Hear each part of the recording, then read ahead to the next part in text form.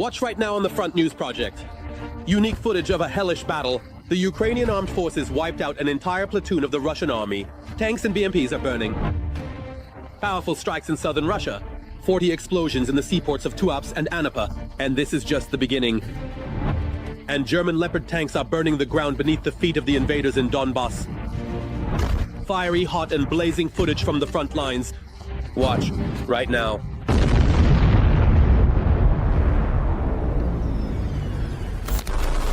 The fourth year of full-scale war. The war that Vladimir Putin and his pack have unleashed on Ukrainian soil. The heroic resistance of the Ukrainian armed forces and the entire Ukrainian people continues in their fight for freedom. Greetings. This is Front News with you, Vladimir Timoshenko. The next 30 minutes. You can expect the truth about the war, which our journalists are gathering from the hottest battle zones. So are you ready? Then let's get started.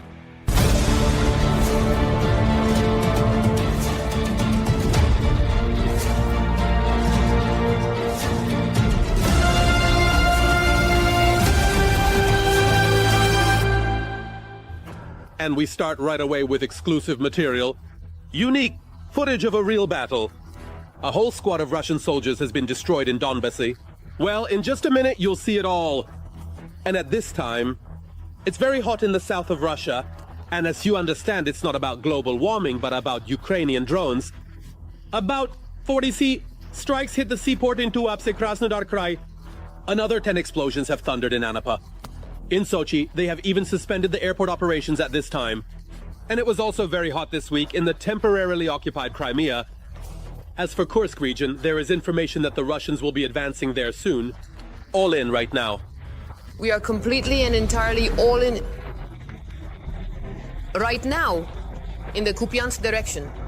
Drone pilots have carried out precise strikes to address the damage. All the details.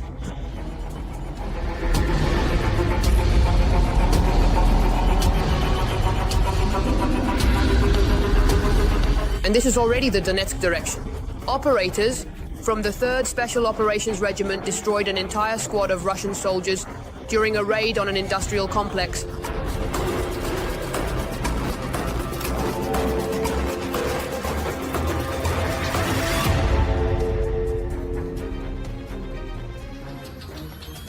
At first, drones were responsible for eliminating the enemy, detecting and destroying the Russians, both in the shelters and in the buildings where they were hiding. The second stage involved the direct participation of the military in the raid, carried out by the group in the industrial zone.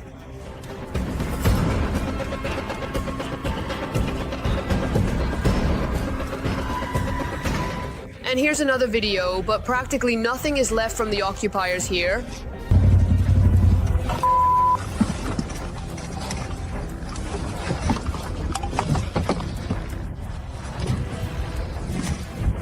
And it was very loud in the south of Russia last night.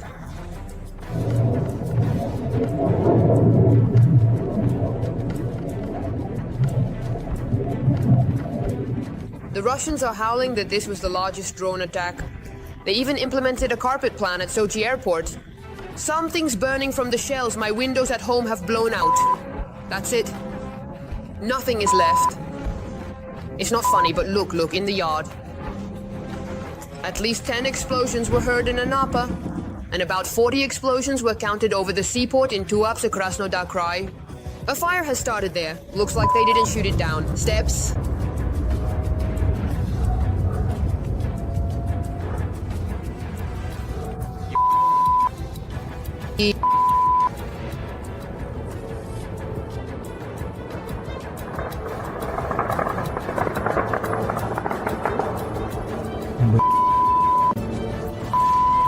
The Russian Ministry of Defense reports that air defense systems have destroyed.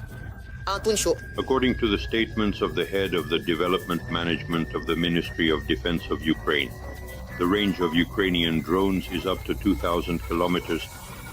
I would like to note that under the strikes and attacks of Ukrainian drones, this is Olenyev Airfield, Muromostov, UAVs. The geography of the strikes, this involves up to 6 subjects of the Russian Federation. This indicates an expansion in the geography of strikes improvements in the technical characteristics of Ukrainian UAVs, including the range of target engagement and the main warhead, and consequently, the inability of Russian air defense systems to counter external threats.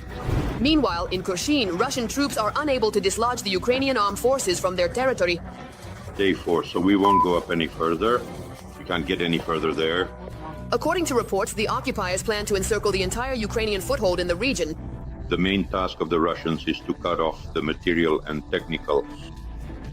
The logistical supply of the Ukrainian defense force is concentrated in the Kursk region. This is precisely what attempts at flank attacks are connected with directly. Regarding the positions of the Ukrainian defense forces and attempts to access the main logistical components connecting the Ternopil region of Ukraine with the Sudzhansky district of the Kursk region, but there is currently no basis to talk about tactical successes on the Russian side. Grounds. Nevertheless, in Russia, they claim that the occupiers are advancing in the village of Pokrovsk. Analyst from Bild, Julian Repke, allegedly found a video showing Russian soldiers raising a flag in the middle of a destroyed settlement. But this information is not true. And now about something truly terrifying. Let's talk about the horror that the residents of the Kyiv region experienced this week. Russian Shaheds attacked the Bucha district of the Kyiv region on the night of Wednesday, February 26th, resulting in 1 person dead and 2 injured. As a result of the strike, a fire broke out in a 2-story private house covering an area of 200 square meters. The body of the deceased person was found during the firefighting efforts. In another settlement in the same Bucha district, a girl and a man were injured as a result of the attack. Both injured individuals received assistance on the spot. Let's listen to the eyewitnesses of these terrifying events. There's a crater above their bedroom and flames are coming from there. So the strike was right where the entrance is, just a little to the left, that's their bedroom. And the strike was right there because the flames were coming from that direction. I heard a rumble. We immediately got dressed and ran out, and I see the house is already on fire. And we have something flying at the facade, I say, oh my God, the house is on fire. He runs out, the house is on fire, and then he says, it's not ours. The window frame flew out and tore the frame. It bent in the bedrooms and the kitchen also flew out by the shockwave. I was just lying on the bed at that time and my son didn't have time to say that a Shahed was coming. Unfortunately, I just want to say, may you be cursed to the 7th generation, Russians. We heard a woman dying there, how she was screaming. It was the most terrifying thing, and that was the most terrifying thing. And now let's analyze the operational situation on the long-suffering Pokrovsk front. The enemy continues their military terror. In the Pokrovsk direction, the aggressors attacked our defenders' positions 35 times in the areas of the settlements of Berezovka, Mirnaya, Luch, Lisovka, Pokrovsk, Novoukrayinka, Zaverovo, Kotlin, Udakhnaya, Nadeevka, and Uspenovka. 10 combat clashes are still ongoing. The aggressor also used 15 guided bombs on the settlements: Alexeyevka, Pokrovsk, Udakhnoye, and Zaverovo. He was burning in the Leopard tank along with his comrades and with a full combat load, but thank God he survived. This is the story of the mechanic of the driver of the 1st Tank Battalion, 5th Mechanized Brigade. Ruslin and the other defenders are covering 2 directions at the front right away: Kurakhovskaya and Pokrovsk. They recently reinforced the front line to better protect our infantry. How the Leopards are currently operating with Russian drones constantly buzzing in the air and how they are repelling the Russian offensive, watch in the report from the front by TSN special correspondent Yuliana Kirienko. Amid the winter forest of Donbass, the sturdy Predator, the Leopard tank, has parked. Here it's far from alone. Even though it's not easy to spot them among the camouflage nets and tree branches, the roar of engines in almost every strip of forest gives them away. Here there's a whole tank park. The crew of this Leopard is currently resting. The warriors have earned it.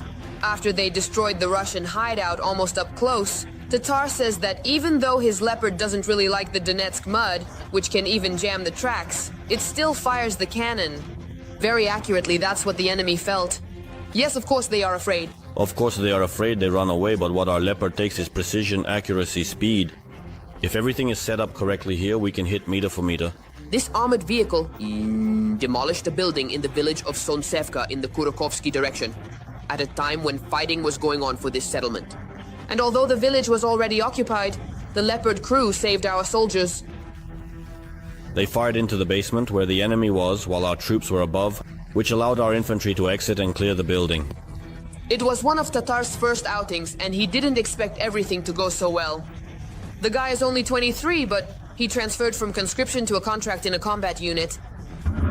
I decided to sign a contract because I wanted to get into combat operations. I'm just tired of sitting in the rear. I have a lot of guys fighting, and here I am sitting around with nothing to brag about.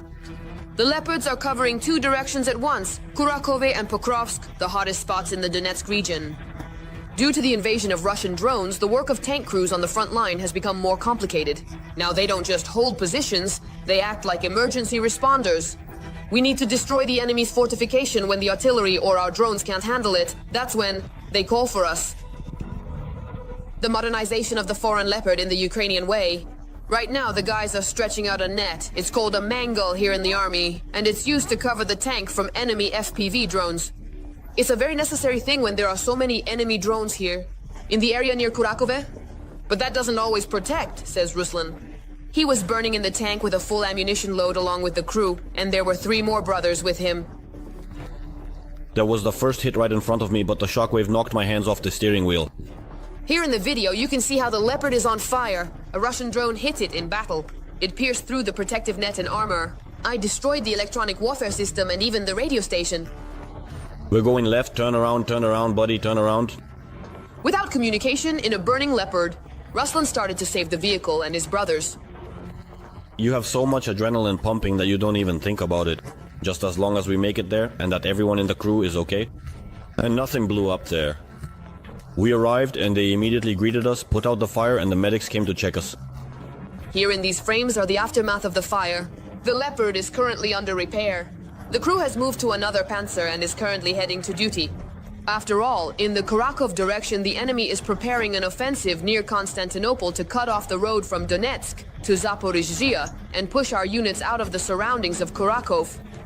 That's why the tankers know that at any moment they could get the order to head out and support our infantry.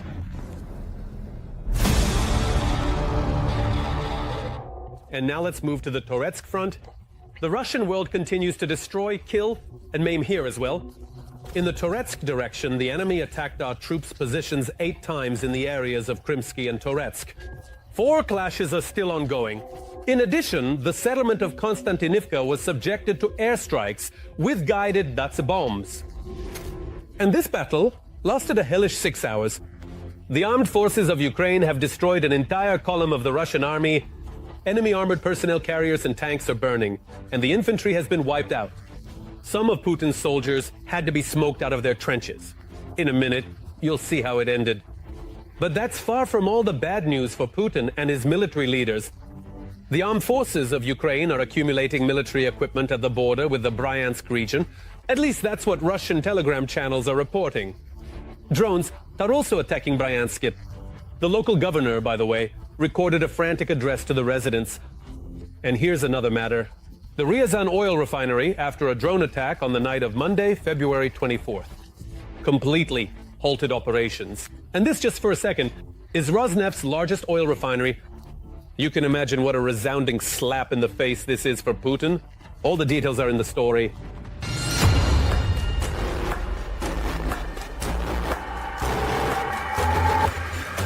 The fighters of the 110th Separate Mechanized Brigade repelled a 6-hour assault by the occupiers. The FPV drones destroyed almost all moving targets. Then the enemy infantry.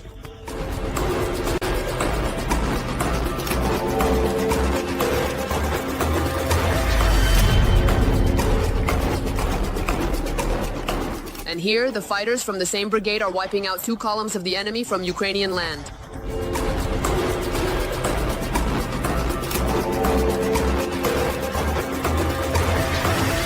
It's now dangerous for the enemy to gather even in small groups on Ukrainian territory. Here's a demonstration of the consequences of such gatherings. The UAF reports a 90% efficiency.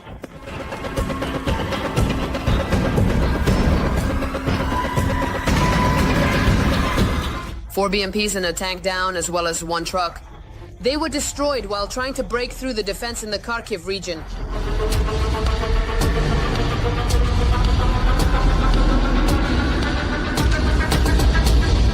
The UAF has fortunately stabilized the situation in the Pokrovsk direction.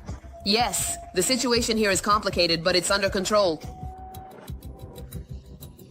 The situation has been significantly stabilized by the personnel decision, specifically the appointment of Dropatov.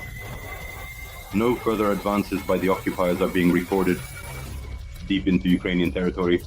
We are talking about the possibility of the occupying forces reaching the administrative borders of the Dnipropetrovsk and Donetsk regions.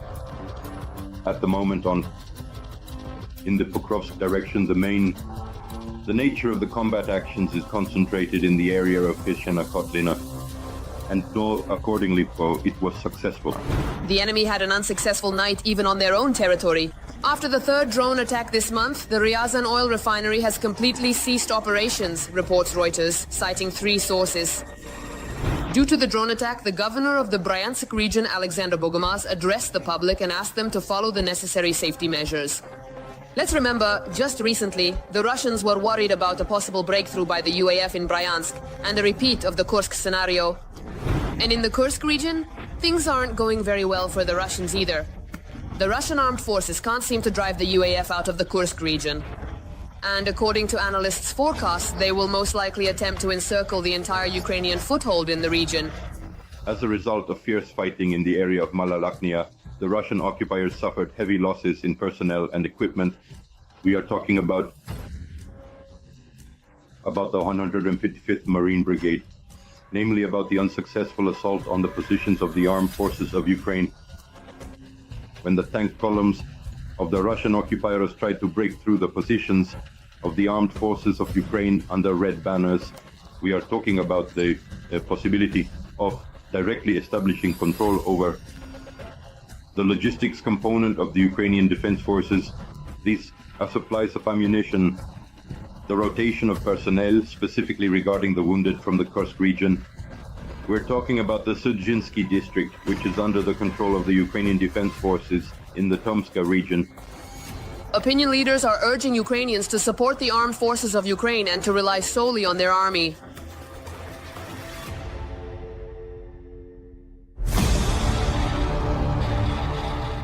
And now it's time to analyze the operational situation on the Kharkiv and Lyman fronts. The enemy's bloody frenzy continues. And here, in the Kharkiv direction, our defenders repelled 2 enemy assaults towards Volchansk and Kondrashovka. In the Lyman direction, the enemy attacked the areas of the settlements of Yampolivka, Torskaya, and Kolodyas. Since the beginning of the day, there have already been 4 successful clashes in this direction, repelled by our defenders. Also this week, the battered Ukrainian city of Kharkiv once again came under fire from Russian terrorists. Around midnight, strikes were recorded in the Shevchenkivsky and Kyivsky districts of the city. Subsequently, another drone hit a 9-story building. A fire broke out on the 2nd floor of the building. There are casualties. Rescuers evacuated 5 people from the building who just found themselves trapped in a smoke trap. All the details are in the report from our colleagues at the television news service. This is a high-rise building in the residential area of Saltivka. This is where the enemy kamikaze drone hit last night. The consequences of the destruction are serious as the blast wave penetrated through the outer wall. A fire broke out in the apartment on the 2nd floor where the Shahed drone hit. The rescuers quickly dealt with it. Fortunately, the owner wasn't home in the apartment, so there were no casualties. I was sleeping. There was a bang. I woke up. That's it. What did you see when you woke up? Nothing. Nothing. Everything started to burn in this apartment. Well, it was clearly visible that it exploded from here and started to burn. I know that the apartment that was hit was bought by a young couple. They bought it before the war. They haven't even finished the repairs yet, but right now they are somewhere in Ukraine, just not in Kharkiv. They are not here. A few people had to be evacuated by the rescuers during the fire. 2 residents sought medical attention due to smoke inhalation. Another woman had an acute stress reaction. The house that the drone hit had already been struck by a Russian attack in 2022. It has just been restored, but whether the damaged entrance can be repaired now needs to be determined by specialists. At night, the Russians launched several waves of drones over Kharkiv and the first hit right in the city center. The hit was on the roadway, but this is one of the main streets, a hallmark of the city. Windows are shattered in the houses around and the facades are damaged. The Kharkiv Theater of Opera and Ballet named after Lysenko was also affected. And also, the construction university miraculously wasn't hit by debris or the blast wave, nor did it affect the mirror stream gazebo located across from the theater. The transport contact network was also damaged. In addition, we will be closing the outlines. It's very important for us right now to keep the warmth in the homes that are here. At the moment, heavy machinery is working at the impact sites, clearing the debris. Residents are trying to retrieve their belongings from the damaged apartments. There's still a lot of work to be done here.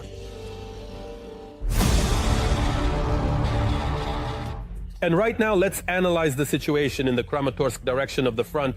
Let's be honest, this is yet another sacred goal for Putin and his pack. Accordingly, the situation here is heated to the limit. In the Kramatorsk direction, the defense forces are repelling the enemy's attempt to advance near Vasyukivka. Aerial strikes. The enemy has struck Kramatorsk with guided bombs. They are stopping enemy assaults and advances, destroying the equipment and personnel of the occupiers.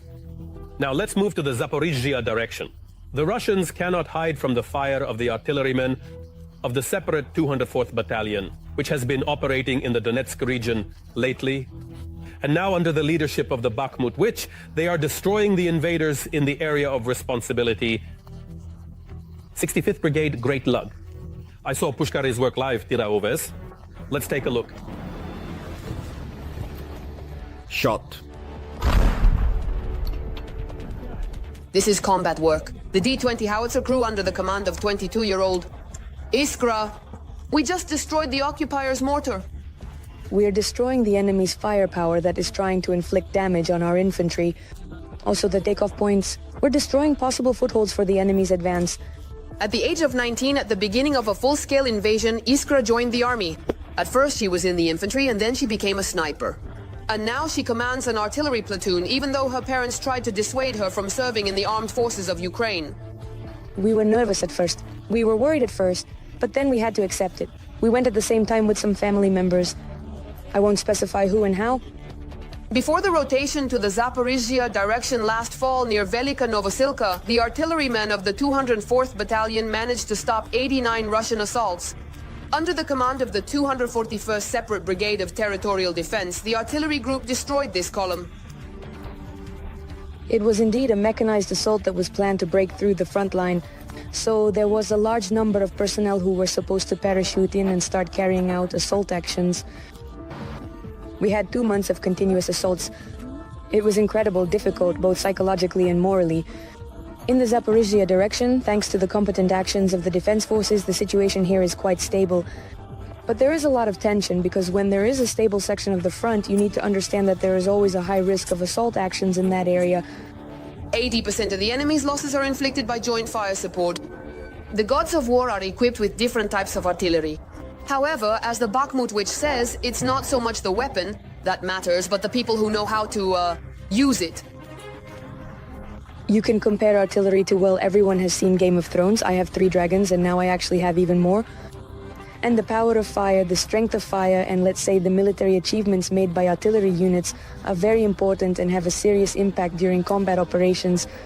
Artillerymen are effectively burning the occupiers with the help of drones that detect the enemy.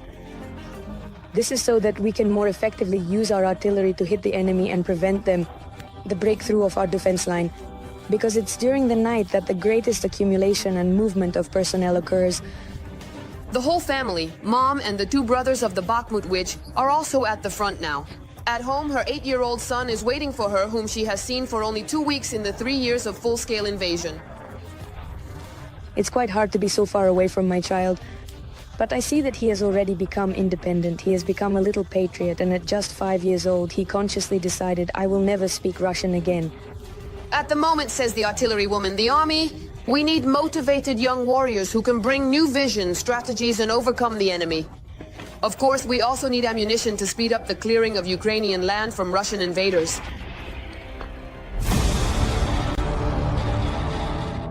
Burned to the ground with torn-off turrets and completely rusted.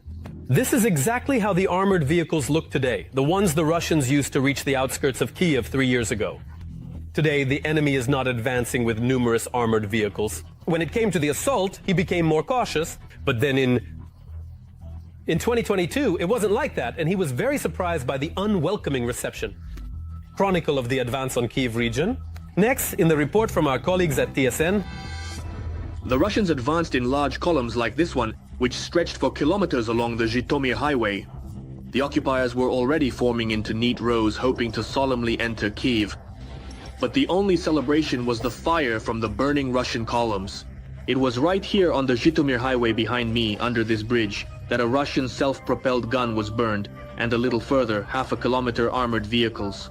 And even further, there were several dozen trucks with shells.